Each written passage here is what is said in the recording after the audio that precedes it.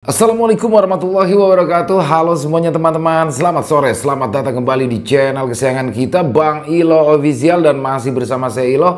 Dimanapun teman-teman berada, semoga teman-teman selalu dalam keadaan sehat walafiat tanpa kekurangan satu apapun, amin amin ya robbal alamin. Dan pada kesempatan yang baik ini kami akan membawakan KPK, kisah penulis kita. Dan kali ini adalah kisah dari Mas Untung Prasetyo. Kisah-kisah dari Mas Untung ini selalu menarik untuk disimak teman-teman ya. Tapi sebelum kita masuk ke dalam kisah, buat teman-teman mungkin yang baru bergabung, kami ucapkan selamat bergabung. Bisa diklik dulu dong tombol subscribe, jangan lupa lonceng notifikasinya dinyalakan agar teman-teman selalu mendapatkan notifikasi dari konten-konten yang akan kami upload selanjutnya. Dan untuk Bang Ilo Official ini kami upload setiap sore teman-teman, setiap Selasa, Kamis, Sabtu SKS, dan kami upload setiap jam 5 sore. Kami juga ingin mengucapkan terima kasih kepada seluruh teman-teman yang sudah selalu setia hadir, yang sudah selalu mendukung kami, karena teman-teman kami selalu bersemangat berkarya di setiap harinya. Nggak pakai berlama-lama lagi, pasti udah nggak sabaran kan untuk masuk ke dalam kisahnya. Kita langsung saja masuk ke dalam kisahnya. Siap-siap merinding. Santet paling ganjil untuk Mas Daryo part 1.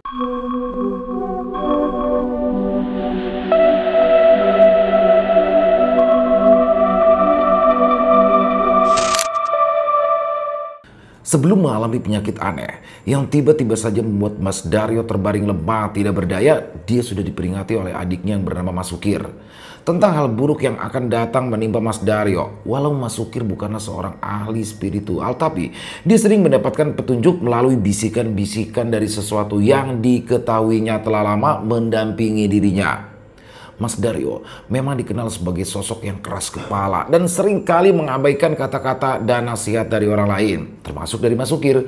Walaupun mereka berdua tumbuh dalam lingkungan yang penuh dengan cerita-cerita mistis dan juga kepercayaan tentang dunia gaib, namun Mas Daryo lebih memilih untuk tidak memikirkan hal tersebut. Baginya, kehidupan sehari-hari hanya soal bekerja di ladang, beristirahat, dan juga mengurus keluarga. Berbeda dengan Mas Sukir, walaupun dia bukan seorang dukun atau ahli spiritual, tapi dia sering mendapatkan firasat aneh. Entah bagaimana itu semua terjadi, tapi sejak kecil dia selalu merasakan kehadiran sesuatu yang tidak kasat mata di sekelilingnya. Seringkali dalam sunyinya malam dia mendengar bisikan-bisikan halus di telinganya, seolah memberikan peringatan akan sesuatu yang buruk atau memberikannya petunjuk tentang apa yang harus dia lakukan. Mas Sukir pada awalnya juga tidak mengerti dengan kehadiran suara-suara itu. Namun, seiring berjalannya waktu, dia mulai menerima keberadaan mereka dan memahami maksud dari bisikan-bisikan tersebut. Suatu malam, saat sedang duduk di teras rumahnya, Mas Sukir mendengar bisikan itu lagi. Namun, kali ini berbeda. Lebih mendesak dan terdengar sangat jelas. Suara itu memberitahu bahwa sesuatu yang buruk akan menimpa kakaknya, yaitu Mas Daryo. Bisikan itu mengatakan, jika ada sebuah bahaya besar yang mendekat dan jika tidak diantisipasi, akibatnya akan sangat fatal. Mendengar bisikan itu, Mas Sukir merasa gelisah sepanjang malam. Dia tidak bisa tidur dan pikirannya terus dipenuhi dengan gambaran-gambaran buruk tentang kakaknya. Keesokan paginya, ia langsung mendatangi Mas Daryo di ladang, mencoba memberitahunya tentang peringatan yang diterima. Namun, seperti biasa, Mas Daryo hanya tertawa kecil. Baginya, firasat atau bisikan dari dunia lain itu hanyalah omong kosong. Dia tetap melanjutkan pekerjaannya tanpa mengindahkan peringatan adiknya. Mas Sukir di sini kecewa, tetapi dia juga tidak bisa memaksa kakaknya untuk percaya. Dalam hati dia berharap bahwa firasatnya salah kali ini. Hari-hari pun berlalu, kehidupan di desa itu berjalan seperti biasa. Namun pada suatu pagi, tubuh Mas Daryo tiba-tiba melemah. Dia merasakan nyeri luar biasa di sekujur tubuhnya. Dan dalam beberapa hari kemudian dia terbaring di tempat tidur, tidak bisa bergerak. Penyakit yang aneh itu datang tanpa peringatan, membuat tubuhnya kian kurus dan pucat. Para ahli spiritual, dukun yang dipanggil tidak bisa juga menemukan penyebab pasti dari sakit yang sedang dialami oleh Mas Daryo. Walau beberapa di antara para dukun tersebut mengatakan jika apa yang sedang dialami oleh Mas Daryo kala itu akibat dari ilmu hitam atau gangguan makhluk gaib. Mas Sukir tahu Jika apa yang sedang dialami Mas Daryo merupakan sesuatu yang telah diperingatkan oleh bisikan itu, bahaya yang disebutkan telah tiba dan kini Mas Daryo terbaring lemah tidak berdaya. Walau sudah memperingati Mas Daryo, tapi tetap saja Mas Sukir merasa bersalah karena dia tidak bisa meyakinkan kakaknya. Meski begitu, Mas Sukir tidak menyerah. Dia mulai mencari cara untuk menyelamatkan kakaknya dengan terus mencari orang-orang yang lebih paham tentang dunia gaib. Waktu berlalu. Keadaan Mas Daryo semakin kritis, desas-desus mulai beredar di desa yang mengatakan bahwa apa yang menimpa Mas Daryo adalah akibat dari ulah seseorang yang iri atau dengki terhadap keberhasilan Mas Daryo. Desas-desus mulai beredar di desa yang mengatakan bahwa apa yang sedang menimpa Mas Daryo adalah akibat dari ulah seseorang yang iri atau dengki terhadap keberhasilan Mas Daryo mengelola ladangnya. Namun, apapun penyebabnya, Mas Sukir tahu bahwa pertarungan ini tidak hanya di dunia fisik, ada sesuatu yang lebih besar, sesuatu yang tidak bisa dilihat dengan mata telanjang yang sedang berperang untuk merebut nyawa kakaknya. Di tengah usaha-usahanya mencari penyembuhan, Mas Sukir semakin sering mendengar bisikan-bisikan itu. Bisikan yang didengar semakin jelas, tidak hanya memperingatkan tapi juga mulai memberikannya petunjuk tentang langkah-langkah yang harus diambil. Meskipun tidak sepenuhnya mengerti, tapi Mas Sukir mengikuti apa yang diperintahkan oleh suara-suara tersebut, berharap bahwa ini akan membawa kesembuhan bagi kakaknya. Dalam keheningan malam, Mas Sukir yang saat itu menginap di rumah Mas Daryo mulai mengalami sesuatu yang sulit dijelaskan dengan kata-kata. Dia yang sedang menikmati teh melati yang diraciknya sendiri itu tiba-tiba saja dikejutkan dengan penglihatan yang sangat nyata baginya. Mas Sukir yang sedang duduk seorang diri di teras rumah Mas Daryo pada awalnya hanya merasakan angin malam yang sejuk dan berembus pelan menambah sunyi dan sedikit menegangkan. Saat hatinya terus merasakan kecemasan tentang kondisi Mas Daryo tanpa peringatan, sebuah perasaan aneh tiba-tiba menyergap. Kepalanya terasa berat, pandangannya mulai kabur dan dunia di sekelilingnya tampak berputar. Wedang teh di tangannya bergetar hebat dan hampir terjatuh sementara dia mencoba menahan perasaan mual yang semakin menjadi-jadi. Putaran itu semakin cepat seolah-olah menghisap tubuhnya ke dalam pusaran gelap. Mas Sukir mencoba memejamkan mata, berusaha mengendalikan dirinya, namun semua itu sia-sia ketika akhirnya putaran itu melambat dan berhenti.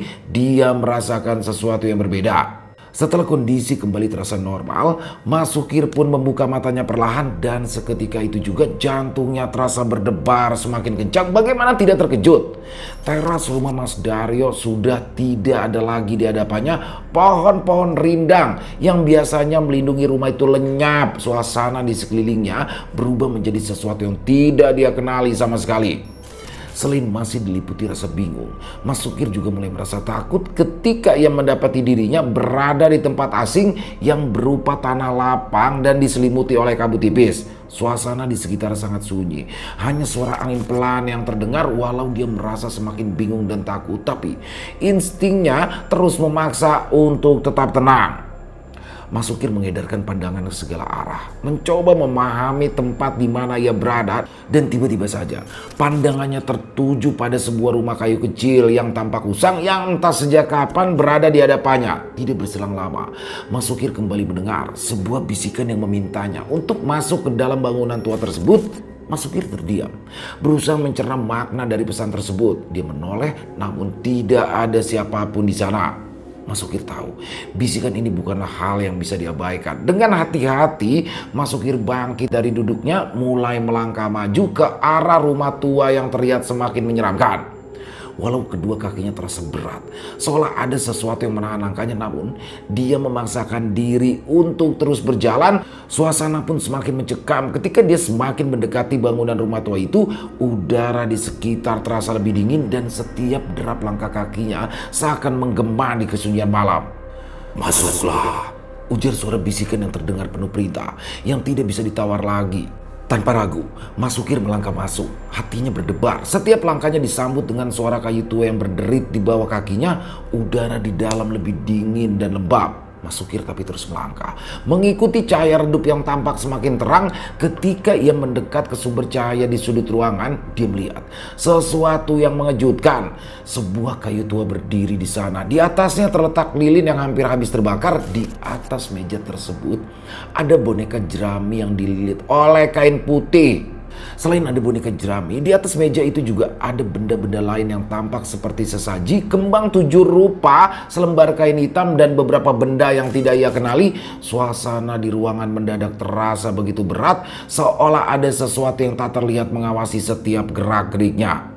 Di situ, Mas Sukir melihat gambaran Mas Daryo tepat terbaring di atas boneka tersebut. Tanpa membuang waktu, Mas Sukir mendekat ke arah meja, tangannya terulur, berniat untuk menghancurkan boneka itu. Namun, tiba-tiba udara di sekitar berubah drastis, angin kencang berembus. Wes, entah dari mana asalnya, yang langsung menggetarkan dinding kayu tua bangunan itu.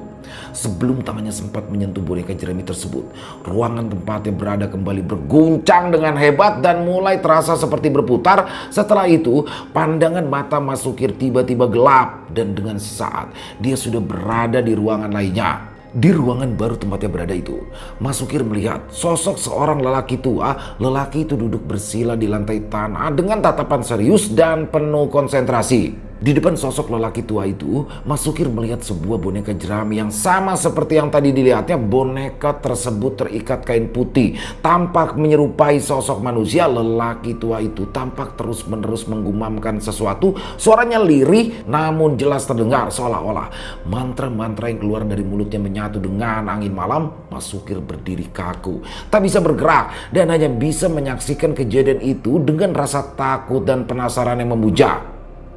Lelaki yang terlihat seperti dukun itu tampak tidak menyadari kehadiran Mas Sukir, atau mungkin sengaja mengabaikannya. Namun atmosfer di sekitar lelaki tua itu terasa sangat berat. Mas Sukir matanya tak lepas dari boneka jerami yang terbaring di depannya. Boneka itu diikat rapat dengan lilitan kain putih yang menutupi seluruh tubuhnya, menyisakan hanya bagian kepala yang terbuka. Rasa dingin menjalar ke seluruh tubuh Mas Sukir saat dia menyadari bahwa boneka itu bukanlah sembarang boneka. Merasa curiga dengan apa yang sedang dialaminya itu, tiba-tiba saja terlintas di dalam benaknya bahwa apa yang sedang dilakukan oleh lelaki tua itu mungkin berkaitan dengan penyakit aneh yang sedang menimpa Mas Daryo. Boneka jerami dengan segala yang ada di hadapannya tampak seperti sarana ilmu hitam yang sedang dipakai untuk mengirimkan kutukan. Mas Sukir merasa jantungnya semakin berdebar, nafasnya menjadi berat, dan dia harus melakukan sesuatu. Ya, walau tubuhnya terasa berat dan tidak mampu bergerak, akan tetapi kedua matanya masih bisa menyaksikan dengan jelas bagaimana lelaki tua itu terus melafalkan mantranya hingga bibirnya bergerak cepat seperti dikejar waktu. Seketika, boneka jerami itu mulai bergerak perlahan, seperti ada kehidupan yang mengalir ke dalamnya. Lilitan kain putih yang melingkari tubuh boneka itu mulai mengendur, seolah-olah sesuatu dari dalamnya ingin keluar. Mas Sukir menahan nafas, matanya melebar, namun tetap tidak mampu berbuat apa-apa. Tubuhnya kaku, seolah diikat oleh kekuatan tak kasat mata yang berasal dari ritual itu. Tiba-tiba saja lelaki tua itu menghentikan mantranya dan membuka matanya. Ia menoleh perlahan, langsung menatap Mas Sukir dengan tatapan tajam yang terasa menusuk. Mas Sukir terkejut, kakinya bergetar hebat, namun dia tidak bisa bergerak. Lelaki tua itu tersenyum tipis, senyuman yang dingin dan penuh misteri, seolah dia tahu persis mengapa Mas Sukir ada di sana dan apa yang sedang dia cari. Pandangan mereka bertemu, dan dalam sekejap Mas Sukir merasakan gelombang energi aneh yang menerpa dirinya. Tanpa sepatah kata pun, lelaki tua itu mengangkat tangannya menunjuk ke arah boneka jerami yang ada di depannya. Pada saat itu, kabut di sekitar mereka semakin tebal dan suara-suara yang tidak jelas mulai terdengar. Mas Sukir dengan ketakutan yang semakin mempuncak merasa tubuhnya ditarik kembali oleh kekuatan yang tidak bisa dia lawan. Dunia di sekelilingnya mulai berputar lagi, kali ini lebih cepat dan terasa lebih menyiksa, hingga akhirnya semuanya pun kembali gelap.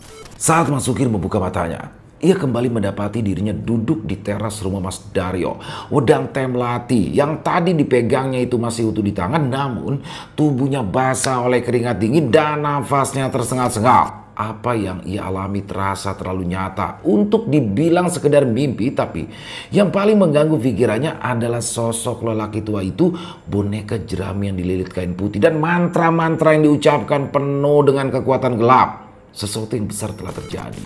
Sesuatu yang jauh lebih jahat daripada yang pernah dia bayangkan. Mas Sukir mencoba menenangkan diri. Dia menarik nafas panjang. Namun bayangan peristiwa itu terus menghantui pikirannya. Sosok lelaki tua yang sedang melafalkan mantra di depan boneka jerami itu bukan hanya sekedar halusinasi. Dia tahu dari kedalaman hatinya bahwa semua ini terkait dengan penyakit aneh yang menimpa kakaknya, Mas Daryo. Ada sesuatu yang lebih besar dan lebih jahat yang sedang bermain di balik semua itu, dan sesuatu yang tidak dapat dijelaskan dengan logika semata. Mas Sukir diam duduk terpaku. Ia merenungi makna dari semua yang baru saja dilihatnya. Bisikan yang memandunya masuk ke bangunan tua, cahaya lilin, boneka jerami yang persis seperti yang ada di dalam penglihatannya, dan suara tawa lelaki tua yang seolah mengancam dari balik bayangan. Semua itu terasa seperti bagian dari skenario kelam yang tidak bisa dihindari. Mas Sukir merasakan kengerian menyelimuti dirinya. Tiba-tiba sekelebat ingatan muncul dalam benaknya. Bisikan terakhir yang terdengar di telinganya di tengah hembusan angin malam yang tak berasal dari mana mengatakan bahwa boneka itulah yang mengikat kakaknya dan menjadikannya terbaring tak berdaya. Seketika itu juga dia sadar bahwa dia telah menyaksikan inti dari ilmu hitam yang menjerat Mas Daryo. Boneka jerami itu bukan hanya simbol, tapi itu adalah alat yang digunakan untuk menyalurkan kekuatan gelap yang menimpa kakaknya. Di tengah ketidakpastian itu, tiba-tiba saja tubuh Mas Sukir menggigil. Dia merasa bahwa dia sudah menyentuh sesuatu yang sangat berbahaya. Lelaki tua dalam penglihatannya bukanlah manusia biasa, dan apa yang dilakukannya bukanlah sekedar permainan ilmu hitam. Ada kekuatan gelap yang bekerja di balik penyakit Mas Daryo, dan dia harus segera melakukan sesuatu. Namun otaknya masih kacau memikirkan langkah apa yang harus diambilnya di tengah ketakutan dan waktu yang semakin menipis bagi Mas Daryo. Malam semakin larut dan suara-suara malam yang biasanya menenangkan kini terasa lebih mencekam. Angin yang berhembus pelan di sekitaran rumah seakan membawa aura dingin yang tidak wajar. Mas Sukir mencoba memfokuskan pikirannya. Dia harus menemukan cara untuk melawan ilmu hitam itu, walau dia sendiri tidak tahu apa yang harus dilakukan terlebih dulu. Dalam kecemasan dan kegelisahannya, Mas Sukir teringat pada beberapa dukun dan juga orang pintar di desa yang mungkin bisa membantunya. Namun pengalaman barusan juga memberikannya peringatan bahwa itu semua bukanlah hal yang bisa diselesaikan dengan cara biasa. Ada kekuatan besar yang sedang bermain, dan mungkin bantuan spiritual yang lebih kuat dibutuhkan untuk melawan sosok lelaki tua itu.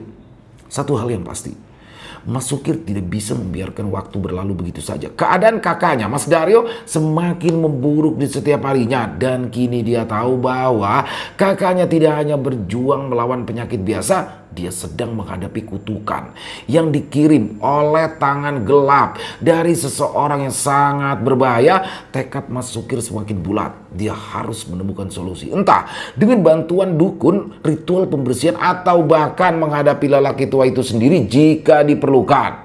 Dengan nafas yang kembali normal, Mas Sukir memandang ke arah kamar kakaknya seraya memanjatkan doa agar Mas Daryo bertahan lebih lama hingga ia bisa menemukan jalan keluar dari semua permasalahan ini. Tanpa menunggu lagi, dia bangkit dari duduknya. Malam ini belum berakhir dan pertempuran yang lebih besar sudah menanti keesokan paginya. Mas Sukir bangun dengan pikiran yang masih dipenuhi oleh pengalaman aneh malam tadi. Cahaya matahari yang menerobos melalui celah-celah dinding rumahnya terasa hangat, namun perasaan gelisah yang menyelimutinya tidak kunjung hilang. Hari itu seperti biasa, Mas Sukir bersiap untuk mencari rumput bagi hewan ternaknya. Namun ketika dia hendak mengambil sabit dan juga keranjang, suara bisikan itu kembali datang. Kali ini lebih lembut namun lebih mendesak. Cari sedang dengan air yang berwarna hijau. Ujar suara bisikan itu terdengar jelas seolah-olah datang dari udara di sekitaran. Mas Sukir berhenti sejenak. Ia mencoba meresapi kata-kata tersebut. Walau terdengar sangat mudah, tapi sebuah sendang dengan air yang berwarna hijau seingatnya tidak ada di desanya. Hal itu disebabkan semua sendang memiliki air yang jernih karena dilewati oleh aliran sungai kecil yang bersih. Tidak ada satupun yang memiliki air berwarna hijau. Namun seperti yang telah terjadi sebelumnya, bisikan itu sepertinya bukan bisikan biasa. Ada sesuatu di balik petunjuk itu, dan sesuatu itu terasa sangat penting. Meskipun awalnya ragu, Mas Sukir tahu bahwa dia tidak memiliki pilihan lain. Jika ini memang jalan yang harus ditempuh untuk menyelamatkan kakaknya, maka ia harus melakukannya. Dengan tekad yang kuat, dia memutuskan untuk memulai pencarian sendang misterius tersebut. Dia berharap akan ada petunjuk lain yang datang di sepanjang jalan sebagaimana yang sering terjadi. Setelah mengunci rumah dan memastikan ternaknya aman, Mas Sukir pun memulai perjalanannya. Dengan sabit yang tergantung di pinggang dan keranjang di punggung, dia melangkah keluar dari halaman rumah, melewati sawah dan kebun yang sudah tidak asing lagi baginya. Di sepanjang jalan, pikirannya terus berputar, mencoba mengingat setiap sudut desa, setiap sendang yang pernah dia ingat. Namun, tidak ada satupun sendang yang sesuai dengan gambaran dalam bisikan yang didengarnya. Mas Sukir terus berjalan, menyelusuri jalan setapak yang membelah hutan kecil di pinggiran desa. Dia berusaha tetap tenang meskipun dalam hatinya dia mulai merasa putus asa. Hingga siang hampir menjelang, dia belum menemukan apapun yang mendekati maksud dari bisikan yang didengarnya. Karena memang seingatnya, di desa itu tidak ada satupun sendang yang memiliki air berwarna hijau. Namun bisikan itu terus terngiang-ngiang di kepalanya seolah membimbing langkah-langkahnya. Saat tengah hari tiba, Mas Sukir merasa lelah dan juga haus. Ia lalu memutuskan untuk beristirahat sejenak di bawah pohon besar yang tumbuh di dekat aliran sungai kecil. Sungai itu adalah salah satu sumber air utama desa dengan air yang sangat jernih. Di sini dia bisa melihat dasar sungai dengan jelas dan air yang mengalir tampak segar. Namun sendang dengan air hijau itu masih belum bisa ditemukan. Ketika Mas Sukir sedang duduk termenung, tiba-tiba saja angin bertiup pelan, membawa aroma tanah basah dan dedaunan. Di saat yang sama dia mendengar suara air yang mengalir, namun terdengar agak berbeda dari suara sungai yang ada di dekatnya. Rasa penasaran mulai muncul di dalam benaknya. Dia bangkit dari duduknya, mencoba mengikuti suara itu, berjalan perlahan menelusuri semak-semak yang tumbuh lebat di sekitaran sungai.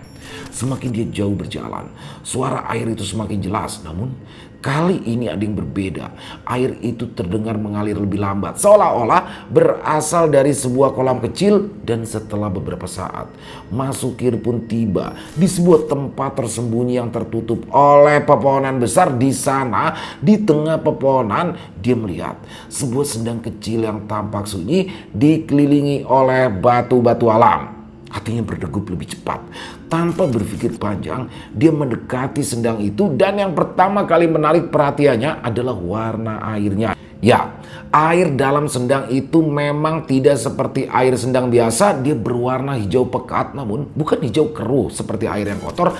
Air itu tampak jernih, tapi memancarkan warna hijau yang aneh, seolah ada sesuatu di dalamnya yang memberi warna pada air tersebut. Mas Sukir tertegun di tepi sendang, menatap dalam-dalam ke air yang tenang. Cahaya mentari yang menembus dedaunan menciptakan bayangan di permukaan air. Namun warna hijau itu tetap jelas terlihat. Ada sesuatu yang magis di tempat itu, sesuatu yang tidak bisa dijelaskan hanya dengan logika. Dan dia merasa bahwa ini adalah sendang yang dimaksud dalam bisikan. Bersihkan tubuhmu, hatimu, serta pikiranmu di dalam sendang ini. Setelah itu, ambillah air dari sendang ini dan bawa pulang. Basuhkan pada tubuh Dario, karena air ini akan mematahkan ilmu hitam yang sedang menjerat. Ujar bisikan yang terdengar di telinganya. Mas Sukir berdiri di tepi sendang. Ia tertegun mendengar suara seorang lelaki tua yang terdengar serak, namun penuh kewibawaan dalam bisikan. Suara sosok yang terus memberikan bisikan itu terdengar begitu berbeda dari bisikan-bisikan yang biasa dia dengar. Kali ini lebih nyata dan lebih menggetarkan hati. Perintahnya pun jelas dan tegas tanpa ada ruang untuk sedikit pun keraguan. Mas Sukir menatap sendang dengan air hijau di hadapannya. Dan meskipun ada keraguan kecil yang sempat terlintas di dalam benaknya, dia tahu bahwa tidak ada pilihan lain. Apapun yang sedang dihadapi ini adalah bagian dari jalan yang harus ditempuhnya untuk menyelamatkan kakaknya Mas Dario. Dengan satu tarikan napas panjang, Mas Sukir memutuskan untuk mengikuti perintah dari bisikan tersebut. Dia melepas pakaiannya perlahan, merasakan udara dingin yang menyentuh kulitnya. Namun aneh, hawa dari sendang itu terasa hangat. Setelah hanya mengenakan celana pendek saja, dia pun melangkah perlahan ke dalam air, membiarkan kakinya menyentuh permukaan sendang hijau yang tenang. Begitu kulitnya bersentuhan dengan air sendang, dia merasakan sensasi yang aneh. Bukan dingin yang seperti yang dia duga, tapi kehangatan yang menyebar lembut seolah air itu dipenuhi oleh energi menenangkan. Langkah demi langkah membawa Mas Sukir semakin dalam masuk ke dalam sendang sampai akhirnya seluruh tubuhnya tenggelam di dalam air. Namun kehangatan itu tiba-tiba berubah menjadi sesuatu yang lebih kuat, seolah ada kekuatan besar yang menyelimuti dirinya dan menarik lebih dalam ke dalam sendang. Tiba-tiba tarikan itu semakin kuat. Mas Sukir tersentak. Tubuhnya seolah terasa seperti terhisap oleh sesuatu yang tidak terlihat. Dia mencoba melawan, namun energi itu begitu kuat. Seolah ada tangan-tangan tak kasat mata yang mencengkeram tubuhnya lalu menariknya lebih dalam. Rasa takut mulai menyelimuti. Namun bersama dengan itu, ada rasa damai aneh yang mulai merasuki pikirannya, seolah-olah apa yang terjadi adalah bagian dari takdir yang harus ia terima. Semakin dalam dia ditarik masuk, semakin gelap pula pandangan di sekitarnya. Cahaya matahari yang tadinya menembus air kini perlahan-lahan menghilang di bawah permukaan sendang. Semua menjadi sunyi, tidak ada suara, tidak ada gerakan, hanya keheningan yang mencekam. Mas Sukir merasa tubuhnya seolah melayang-layang di dalam air, tidak tahu arah mana yang menuju permukaan dan mana yang menuju dasar. Di tengah kegelapan itu, tiba-tiba dia merasakan sesuatu. Bukan di kulitnya, tapi di dalam dirinya. Sebuah kehadiran energi besar yang melingkupinya perlahan masuk ke dalam tubuhnya. Di dalam pikirannya, dia melihat bayangan sosok lelaki tua. Wajahnya keriput namun penuh wibawa. Sosok itu berdiri di hadapannya. Dalam kegelapan air sedang menatapnya dengan tajam yang seakan bisa menembus jiwa. Lelaki tua itu mengenakan pakaian tradisional seperti seseorang dari masa kerajaan, namun auranya terasa sangat kuat dan mendalam.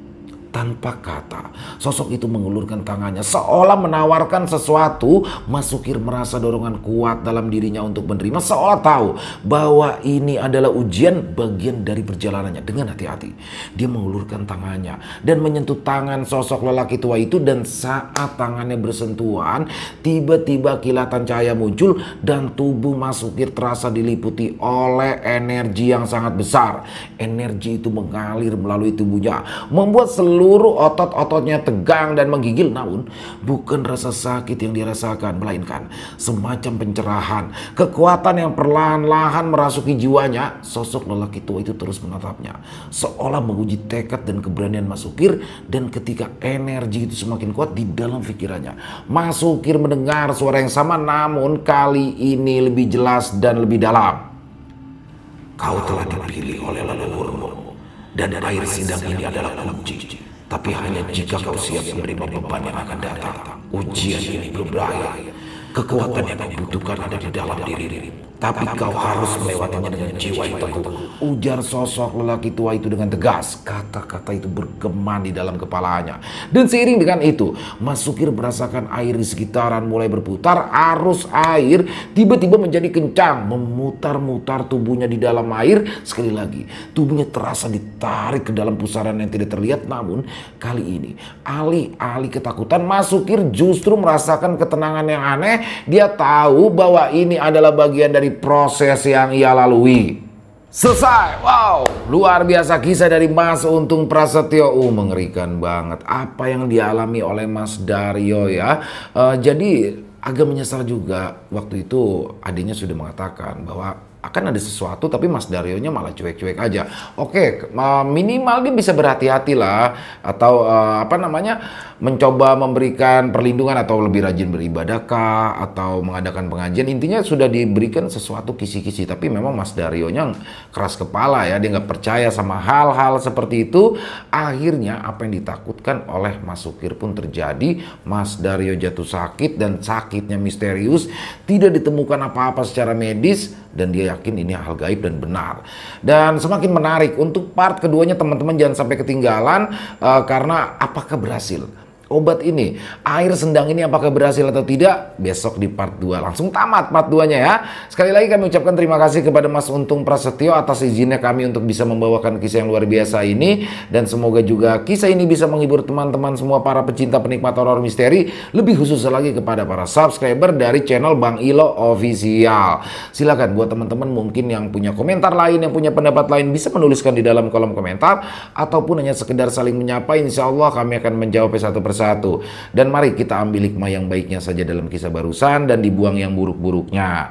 Buat teman-teman yang belum subscribe, ayo bisa diklik dulu tombol subscribe, jangan lupa lonceng notifikasinya dinyalakan agar teman-teman selalu mendapatkan notifikasi dari konten-konten yang akan kami upload selanjutnya. Dan buat teman-teman mungkin yang punya kisah horor misteri ya, yang diangkat dari kisah nyata yang berdasarkan pengalaman pribadi, apabila mungkin berkenan dibawakan di channel kami, silakan bisa mengirimkannya ke nomor telepon yang ada di sini. Bebas, kirimannya boleh dalam bentuk tulisan, boleh dalam bentuk suara, senyamannya teman-teman aja. Dan buat teman-teman yang sudah mengirimkan kisah, kami ucapkan terima kasih. Buat yang sudah mengirimkan kisah tapi belum sempat membawakan, harap bersabar ya, karena memang harus melalui proses penggarapan terlebih dahulu. Di akhir kata, saya Ilo mengucapkan permohonan maaf apabila mungkin dalam pembawaan kisahnya barusan ada kata-kata saya yang salah ataupun ada kata-kata saya mungkin yang kurang berkenan. Saya mohon dibukakan pintu maaf yang seluas-luasnya. Sampai berjumpa lagi di konten-konten kami selanjutnya yang pasti bikin kamu merinding. Masih bersama saya Ilo di Bang Ilo Official. Salam sehat, sukses selalu untuk kita semua. Wassalamualaikum warahmatullahi wabarakatuh.